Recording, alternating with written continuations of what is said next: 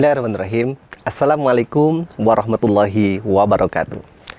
Alhamdulillazi hadana li hadza wa ma kunna linahtadiya laula an hadanallah. Asyhadu an la ilaha illallah wahdahu la syarikalah wa asyhadu anna sayyidana wa nabiyyana Muhammadan abduhu wa rasuluh. Allahumma shalli wa sallim ala sayyidina Muhammadin wa ala alihi wa ashabihi ajmain. Allahumma la ilma lana illa ma 'allamtana innaka antal alimul hakim. Shadaqallahul azim wa shadaqa rasulul karim.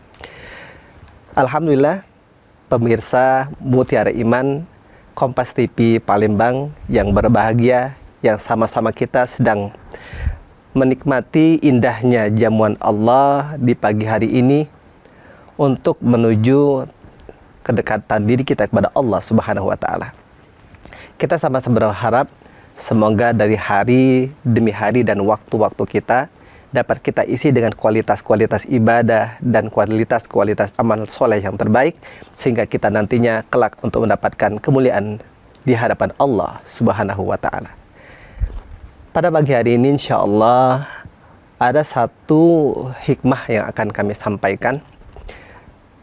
Bagaimana kondisi sekarang ini kita melihat para generasi kita, khususnya para generasi muslim, sudah mulai tergeserkan dari nilai-nilai moral, nilai-nilai akhlak yang mulia. Kita lihat anak-anak sudah mungkin hilang adab dengan orang tua, murid-murid hilang adab dengan guru-gurunya, yang tua sudah enggan mengayomi yang muda, apalagi yang muda pun sudah hilang rasa ataupun bagaimana cara untuk memuliakan yang tua. Tentu kondisi ini tidak bisa kita biarkan. Kondisi ini harus menjadi perhatian besar bagi kita. Tentunya kondisi ini menjadi PR besar bagi setiap orang tua, bagi para guru yang di dalam segala sesuatunya itu berhubungan dengan generasi-generasi yang akan dibentuk untuk menjadi generasi yang islami, generasi yang berakhlak yang mulia. Sekarang kita lihat 1400 tahun yang lalu sebenarnya Rasulullah SAW telah memberikan sebuah nasihat bagi para orang tua, bagi para pendidik, bagaimana caranya untuk membentuk generasi yang madani, generasi yang islami, generasi yang sesuai ciri pribadi Rasul yang mulia. Ada 3 hal yang dipesankan Rasulullah SAW dalam sebuah riwayat hadis. Rasulullah SAW bersabda, "Addibu auladakum ala salasi khisal, hubbu nabiyikum wa hubbu ahli baitihi wa qiraatil Quran." Dari hadis ini setidaknya ada 3 yang dipesankan oleh Rasul yang mulia, bagaimana membentuk generasi yang islami, generasi yang madani, generasi yang berakhlak yang mulia. Addibu auladakum ala salasi hisol, kata Rasulullah ada 3 hal yang harus diperhatikan bagaimana mendidik anak-anak. Hubun nabiyikum, bagaimana untuk mencintai nabi. Dan yang kedua, hubbu ahli baitihi, mencintai generasi penerus nabi ataupun zuriatun nabi. Dan yang ketiga, wa qiraatul Quran, mencinta untuk membaca Al-Quran. Yang pertama, ketika Rasulullah berkata, ajarkan anak-anak ataupun generasi untuk cinta kepada Nabi. Ini tentunya menggiring generasi untuk menghidupkan sunnah Nabi dan mengenal sosok Nabinya. Karena Rasulullah SAW sebagai memang sebaik-baik teladan, sebagaimana Allah sampaikan, laqad kana lakum fi rasulillahi uswatun hasanah. Pada diri Rasulullah sudah terdapat contoh teladan yang terbaik. Walaupun kecenderungan generasi sekarang ini yang menjadi panutan, yang menjadi idolanya adalah apa yang dilihatnya di media, baik media TV ataupun sosial media. Para artis-artis, tokoh-tokoh sepak bola, ataupun mungkin para YouTuber yang sekarang ini mewarnai kondisi zaman sekarang ini. Itu tidak bisa dinafikan dan itu memang sudah sunatullah keadaan sekarang. Berarti agar anak-anak tidak kehilangan sosok-sosok figur Rasulullah, maka penting bagi para orang tua, penting bagi guru untuk menanamkan bagaimana sosok Rasulullah itu pada memori generasi-generasi. Bagaimana caranya? Tentunya mengajarkan anak-anak, mengajarkan generasi untuk menghidupkan sunnah-sunnah Nabi, bagaimana apapun yang dilakukan oleh Nabi, bagaimana sunnah-sunnah ataupun hal-hal yang dilakukan oleh Nabi dalam keseharian, dalam kehidupannya. Karena sesungguhnya apapun yang dilakukan dalam upaya menghidupkan sunnah-sunnah tersebut menjadi jalan juga kebaikan bagi para generasi. Sebagaimana Rasulullah juga pernah bersabda, "Man ahya sunnati faqad ahabbani, wa man ahabbani kana ma'i fil jannah." Jadi orang-orang yang kata Rasulullah menghidupkan sunnah-sunnah Nabi, sunnah-sunnahku kata Rasulullah, itu akan bagaikan orang-orang yang mencintai aku. Dan orang-orang yang mencintai aku kata Rasulullah akan bersamaku di surga. Jadi termasuk upaya menghidupkan sunnah Nabi adalah menjadi jalan untuk menjadikan kita menuju kemuliaan Allah di jannahnya nanti. Jadi yang pertama, bagaimana kita ajarkan kepada generasi untuk menghidupkan sunnah-sunnah Nabi di dalam keseharian. Dimulai dari hal-hal yang kecil. Bisa contohnya mungkin seperti memulai segala sesuatunya dengan basmalah, memulai dengan tangan kanan, memulai dengan doa, hal-hal segala sesuatu yang dicontohkan dengan Nabi, yang mungkin sudah mulai hampir hilang dari generasi-generasi sekarang. Itu yang pertama, jadi pesan oleh Nabi. Jadi ini sesuatu yang memang yang real. Di sini kenapa Nabi ataupun Rasulullah tidak berpesan untuk setiap generasi mencintai Tuhannya atau mencintai Allah Subhanahu wa taala. Ya tentunya kondisi ini karena Rasulullah sangat menyadari sekali konteks ataupun keadaan umatnya yang cenderung melihat segala sesuatu dengan hal yang konkret. Maka sosok yang dilihat ketika itu dalam bentuk yang sama-sama manusia akan menjadi hal yang lebih real, lebih nyata untuk diikuti oleh setiap generasi. Hadirin pemirsa Kompas TV yang insya Allah sama-sama kita menuju keridhaan Allah. Demikian mungkin yang kami sampaikan sebagai pembuka awal. Kita akan lanjutkan setelah pesan-pesan berikut ini.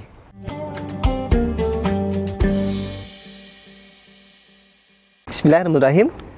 Pemirsa Kompas TV yang berbahagia, yang insya Allah dirahmati oleh Allah Subhanahu wa taala, melanjutkan kembali setelah yang pertama bagaimana setiap kita berupaya untuk mengajarkan generasi untuk mencintai sosok nabinya, menghidupkan sunnah-sunnah nabinya. Maka yang kedua kata Rasulullah Sallallahu Alaihi Wasallam adalah bagaimana setiap generasi untuk mencintai juga hubbu ahli baitihi, kata Rasulullah, mencintai ahli nabi. Siapa ahli Nabi? Mulai dari zuriatun Nabi, para keturunan Nabi, dan juga para pewaris Nabi. Siapakah pewaris Nabi? Disitulah para ulama, al-ulama warasatul anbiya, orang-orang yang alim, orang-orang yang berilmu, orang-orang yang menyampaikan ilmu. Jadi di sini penting berarti bagaimana setiap generasi untuk diajarkan bagaimana memuliakan guru sebagai orang yang membawa dirinya kepada kebenaran, mengajarkan dirinya kepada hal-hal yang tak diketahuinya. Bagaimana setiap guru itu menjadi orang-orang yang harus jadi panutan, menjadi orang-orang yang dijadikan teladan bagi para generasi. Ada sebuah kisah menarik mungkin yang kami sedikit selipkan pada pertemuan hari ini.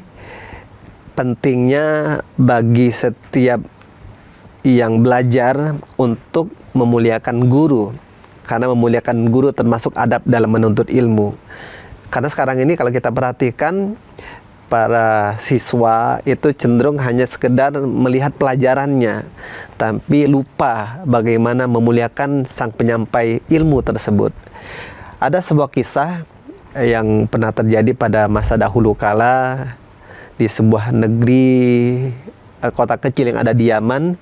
Tersebutlah ada seorang ulama yang ketika di awal menuntut ilmunya, dia lebih banyak menghabiskan diri, menyibukkan diri untuk mengabdi ataupun berkhidmat kepada sang guru.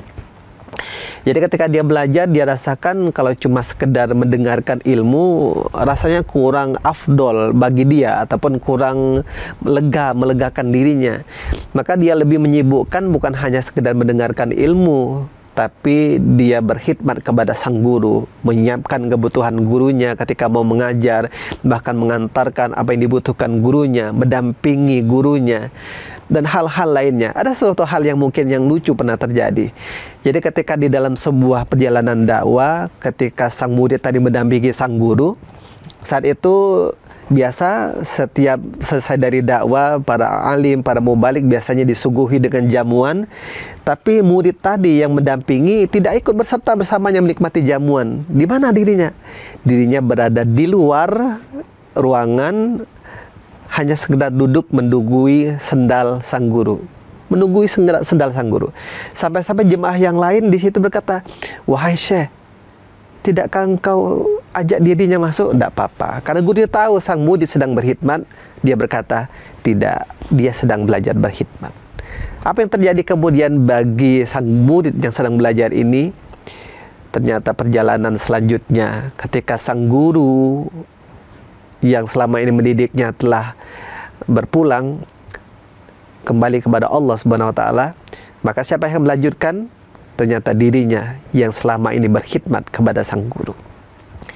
Maka pentingnya untuk mengajarkan kepada generasi untuk cinta kepada pewaris Nabi, dialah pada zuriatun Nabi dan juga warasatul anbiya. Dan yang ketiga, pesan Nabi tadi bagi para generasi adalah wa qiraatil Quran, untuk cinta kepada Al-Quran. Karena Al-Quran itu adalah sebagai cahaya, sebagai petunjuk di dalam jalan-jalan kehidupan. Al-Quran, apapun yang dilakukan, apapun yang bisa kita lakukan dengannya, insya Allah akan membawa kebaikan. Baik itu mulai dari membaca, menghafal, mentadaburi, sampai pada akhirnya bisa mengamalkan, tentunya akan menjadi kebaikan. Dan yang paling penting, Al-Quran juga akan menjadi syafaat nantinya, menjadi penolong di yaumil kiamah bagi orang-orang yang senantiasa menghadirkan waktu untuk berinteraksi dengan Al-Quran, baik itu menghafal, membaca, mentadaburi, dan sampai akhirnya mengamalkan. Ada sebuah pesan dari Rasulullah, Iqra'ul Quran fa innahu ya'ti yaumal qiyamati syafi'an li ashabi. Apa saja yang kita lakukan dengan Al-Quran? Walaupun redaksi hadis ini, bacalah Al-Quran, tapi dalam sebuah penjelasan yang panjang, ini lebih luas lagi. Bisa dimaknai apapun yang kita lakukan dengan Al-Quran. Bahkan hanya sekedar mendengarkan mungkin. Dengan media yang canggih sekarang ini, dengan handphone yang kita bisa putarkan murotal, maka dengarkan Al-Quran senantiasa. Jangan pernah lupa isi hari-hari kita dengan Al-Quran, baik itu hanya sekedar membaca, menghafal, ataupun hanya sekedar mendengarkan. Insya Allah Al-Quran akan menjadi syafaat, menjadi cahaya, petunjuk bagi jalan kehidupan kita. Hadirin pemirsa Kompas TV yang insya Allah dimuliakan Allah Subhanahu wa taala. Itulah 3 pesan yang disampaikan oleh baginda Rasulullah SAW bagi para generasi. Bagaimana setiap generasi untuk menumbuhkan, yang pertama cinta kepada nabinya, yang kedua cinta kepada ahli nabi, dan yang ketiga untuk mencintai Al-Quran sebagai cahaya bagi kehidupannya. Kalau kita beribadah, ibadah itu adalah kebutuhan rohani kita yang utama. Maka kita perlu juga nutrisi. Apa nutrisinya? Maka nutrisinya adalah zikrullah. Dan sebaik-baik zikrullah adalah dengan membaca Al-Quran. Demikian mungkin yang kami sampaikan, insya Allah. Mudah-mudahan untayan-untayan hikmah yang kami sampaikan ini mengajarkan kita kepada generasi, membentuk kepada generasi yang islami, generasi yang madani, yang insya Allah mudah-mudahan kita semuanya akan mendapatkan kemuliaan dari Allah dan Rasulnya. Amin ya Rabbal Alamin. Demikian insya Allah kita akan lanjutkan beberapa untayan hikmah selanjutnya setelah pesan-pesan berikut ini.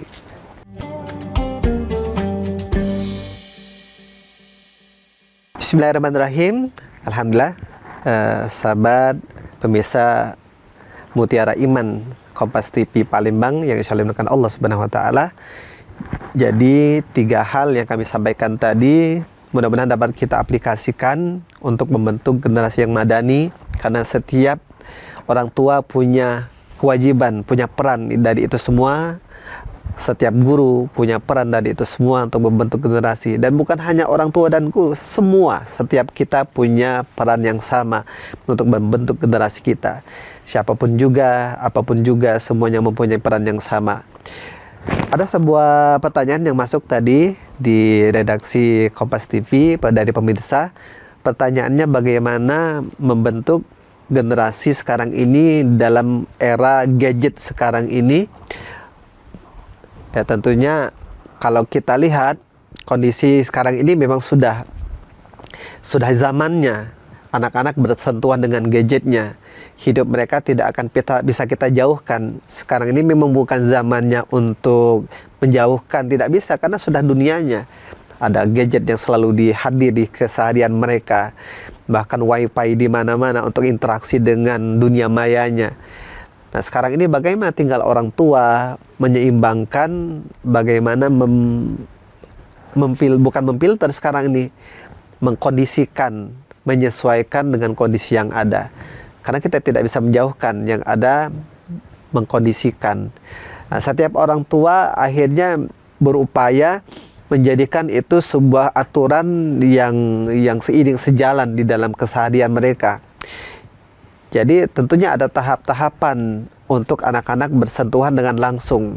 Sebagai contoh yang sederhana, kalau kita ambil realnya, sekarang ini memang orang tua mungkin yang berlebih, tanda kutip, dengan mudahnya anak-anak yang masih kecil sudah diberikan gadget miliknya sendiri. Jadi ada anak masih 5 tahun sudah punya handphone sendiri. Ya karena mungkin orang tuanya mampu. Tapi di sini sebenarnya bukan sayang, tapi apa? Membuat anak-anak tadi mempunyai interaksi dengan hak yang lebih. Berbeda halnya mereka mungkin hanya sekedar dipinjamkan orang tuanya dari gadget yang dimiliki orang tuanya. Pada wilayah itu dia belum memiliki hak dan kekuasaan penuh. Maka penting bagi orang tua untuk mengatur bagaimana pola dalam interaksi anak-anak dengan gadgetnya. Jadi akhirnya pola ini secara tidak langsung akan membuat anak tidak terpengaruh secara penuh dengan gadget-gadgetnya. Karena mengapa? Secara tidak langsung informasi-informasi apapun yang didapatkan dari gadgetnya, lewat sosial medianya, lewat browsing di dunia mayanya, ini tentunya akan menjadi panutan-panutan, figur-figur, teladan-teladan yang membentuk karakternya.